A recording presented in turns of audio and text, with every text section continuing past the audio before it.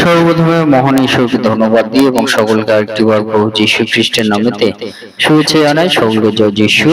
আসুন আজকে যে আমাদের আলোচ্য বিষয় তা হলো বিশ্বাস হইতে আমাদের শ্রবণ হইতে আমাদের বিশ্বাস তৈরি হয়, সে বিষয় নিয়ে আজকে আমরা আলোচনা করব। তাই যতজন এই মুহূর্তে ঈশ্বর সন্তানের আপনারা যুক্ত হয়েছেন, শুরু থেকে শেষ অবধি ঈশ্বর বাক্য শোনার জন্য অনুরোধ থাকলো। আসুন আমরা এই সময় ঈশ্বর বাক্য শুনি। রোমীয় 10:17 অতএব বিশ্বাস শ্রবণ হইতে এবং শ্রবণ খ্রিস্টের বাক্য দ্বারা হয়। ঈশ্বর বাক্যে আমাদের প্রত্যেককে আশীর্বাদ যুক্ত করুন, আমেন। আজকে আমরা দেখি যে পিতাঈশ্বর তিনি আমাদেরকে বলেন, যখন আমরা বিশ্বাস আমাদের যে বিশ্বাস শ্রবণ হইতে হয়, এই বিশ্বাস আমাদের কিভাবে হচ্ছে? আমরা শোনার মধ্য দিয়ে। আমরা যদি শুনি তাহলে আমাদের বিশ্বাস তৈরি হয়। এই বিশ্বাসটা কেন আমাদের গুরুত্বপূর্ণ আছে? আমাদের বাক্য বলে, কারণ ঈশ্বর জগৎকে এমন প্রেম করিলেন যে তাহার একজাত পুত্রকে দান করিলেন, যেন যে কেহ তাহাতে বিশ্বাস করে সে বিনষ্ট না হয়, কিন্তু অনন্ত জীবন পায়। আমেন। তাই বলছে যে বিশ্বাসটা কিন্তু খুবই গুরুত্বপূর্ণ, যে ঈশ্বর তার একজাত পুত্রকে প্রেরণ করলেন এবং যেন আমরা তাহাকে আমরা বিশ্বাস করি এবং বিনষ্ট হইবার হস্ত হইতে আমরা রক্ষা পাবো এবং অনন্ত জীবন আমরা পাবো। হালেলুয়া। অর্থাৎ এই বাক্যের মধ্য দিয়ে পিতাঈশ্বর তিনি আমাদের কি বলতে চান? এই বাক্যের মধ্য দিয়ে পিতাঈশ্বর যে বিষয়টি আমাদের বলতে চান, যে আমরা এই বিশ্বাসটা আমাদের কাছে কিন্তু খুবই গুরুত্বপূর্ণ আছে। এই বিশ্বাস মধ্য দিয়ে কিন্তু আমরা অনন্ত শাস্তি হইতে, অনন্ত অপরাধের শাস্তি হইতে, পাপের শাস্তি হইতে কিন্তু আমরা রক্ষা পাই এবং আমরা কিন্তু অনন্ত জীবন পাই। সেই বিশ্বাসটা প্রভু যীশু খ্রিস্টকে আমরা যদি বিশ্বাস করি তাহলে আমরা সেই আশীর্বাদটা আমরা পাই।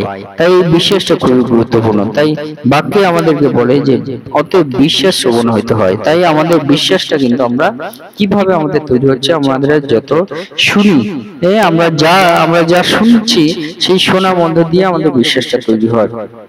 তাই সেই শ্রবণ বলছে খ্রিস্টের বাক্য দ্বারা হয়। যখন আমরা যীশু খ্রিস্টের বাক্য আমরা শুনি, তখন আমরা কিন্তু আমাদের সেই বিশ্বাসটা তৈরি হয় এবং আমরা সেই অনন্ত জীবন আমরা পাই, বিনষ্ট হইবার হস্ত থেকে আমরা রক্ষা আমরা পাই। পিতাঈশ্বর তিনি আমাদের বলতে চান। আজকে এই বাক্যের মধ্যে দিয়ে যদি আমরা মিনিং খুঁজি, অর্থ খুঁজি, তাহলে আমরা কি বুঝতে পাই? এই বাক্যের মধ্যে যে অর্থ আমরা বুঝতে পাই, যে আমরা যদি শুনি তাহলে আমাদের বিশ্বাসটা তৈরি হয়। আর দ্বিতীয় হলো আপনাদেরকে বলতে চাই, এই গুরুত্বপূর্ণ বার্তা কিন্তু আমাদের মনে রাখতে হবে যে এটাই একটা গুরুত্বপূর্ণ বার্তা আমাদের সকলের জন্য, সকল ঈশ্বর সন্তানদের জন্য কিন্তু এটা একটা গুরুত্বপূর্ণ বার্তা, যে বিশ্বাস শোনার মধ্যে দিয়ে হয়। আর এইটাই হলো কিন্তু একটা গুরুত্বপূর্ণ বার্তা।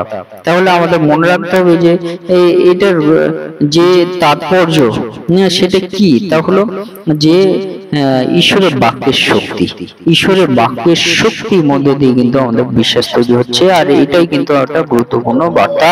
এই ঈশ্বরের বাক্যটা কিন্তু খুবই গুরুত্বপূর্ণ আমাদের সকলের জন্য।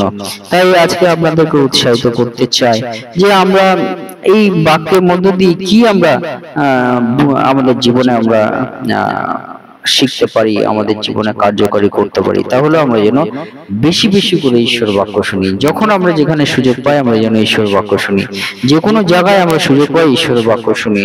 আর সেই ঈশ্বরের বাক্য যত আমরা শুনবো তত আমাদের কিন্তু বিশ্বাসটা আরো বৃদ্ধি পাবে, তত আমাদের বিশ্বাসটা কিন্তু আরো স্ট্রং হবে, আরো শক্তিশালী হবে। সেই বিষয়টি আমরা যেন মনে রাখি যে কোনো মাধ্যমে আমরা কিন্তু ঈশ্বরের বাক্য আর সেই বাক্যের বিষয়গুলো আমাদের যতটা আমরা পারি ততটা যেন আমরা শুনি। অন্যেরা যারা প্রচার করছে সেই বাক্য যেন আমরা শুনি। নিজে বাক্য পাঠ করার মধ্য দিয়ে সেই বাক্যটাও কিন্তু আমরা শোনার মতো আমাদের কার্য হয়। যখন আমরা জোরে জোরে ঈশ্বরের বাক্য পাঠ করি তখন সেটা আমাদের কাছে শোনার মতো কাজ হয়। তাই যত আমরা ঈশ্বর বাক্য শুনবো তত কিন্তু পিতাঈশ্বর তিনি আমাদেরকে বলতে চান যে আমাদের বিশ্বাস কিন্তু আরো দৃঢ়বদ্ধ হবে, আরো বৃদ্ধি পাবে, আমাদের বিশ্বাস কিন্তু আরো স্ট্রং হবে, আরো শক্তিশালী হবে। তাই আমাদেরকে মনে রাখতে হবে যে যত পারি আমরা ঈশ্বরের বাক্য যেন শুনি, সেই সুযোগ যেন আমরা না ছাড়ি। যে আজকে আজকে তার বাক্য হচ্ছে আমরা শুনবো না, আরেকজনের বাক্য হচ্ছে সেটা তিনি আমার প্রিয় তাই আমি তার বাক্য শুনবো, এরকম নয়। কিন্তু যে কোনো জায়গায় যে কোনো মুহূর্ত যার বাক্য আমরা শোনার সুযোগ পাচ্ছি সেই বাক্য যেন আমরা শুনি, আর যত আমরা শুনবো তত আমাদের বিশ্বাসটা কিন্তু আরো শক্তিশালী হবে। তাই ঈশ্বরের বাক্য শোনাটা আমাদের খুবই গুরুত্বপূর্ণ আছে। আর আমাদের মনে রাখতে হবে যে আমাদের বিশ্বাস বৃদ্ধির যে কার্য সেটা হলো শোনার মধ্য দিয়ে, ঈশ্বর বাক্য শোনার মধ্য দিয়ে। সেই বিশ্বাস বৃদ্ধির কার্যটাই আমাদের এগিয়ে চলতে হবে। তাহলে আমাদের বিশ্বাসটা বৃদ্ধি পাওয়ার যে কার্য, তাহলে ঈশ্বর বাক্য শোনা, সেটা আমাদের মনে রাখতে হবে যে এই দুটো গুরুত্বপূর্ণ বিষয় কিন্তু পিতা ঈশ্বর তিনি আমাদের বলতে চান।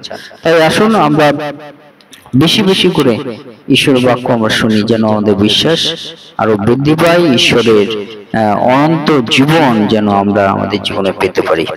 ঈশ্বরের বাক্যে আমাদের প্রত্যেককে আশীর্বাদ যুক্ত করুন। আমেন। জয় যিশু, জয় যিশু।